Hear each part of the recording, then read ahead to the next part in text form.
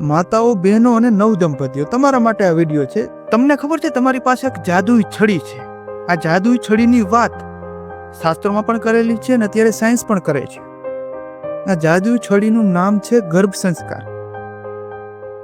આ શબ્દ તમે સાંભળેલો છે પણ ગંભીરતાથી લીધો નથી. હું તમને સમજાવું. ગર્ભ એટલે શું? માતાનું ગર્ભ. સંસ્કાર એટલે શું?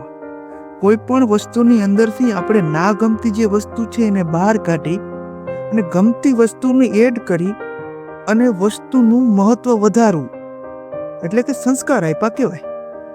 બરાબર. એક ઉદાહરણ આપું.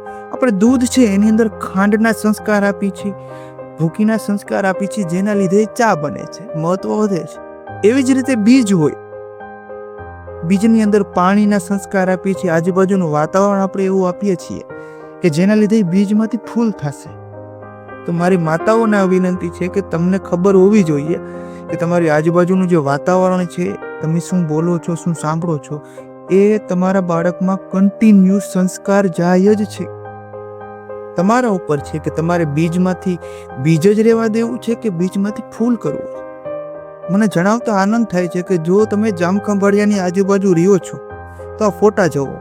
આ ફોટામાં બધી મહિલાઓ ગર્ભ સંસ્કાર વિશે શીખે છે, ધ્યાન કરે છે અને ઘણી બધી એવી પ્રવૃત્તિઓ કરે છે કે જેના લીધે અત્યારથી જ બાળક સારું બને અને માતાને પણ ઘણું શીખવા મળે.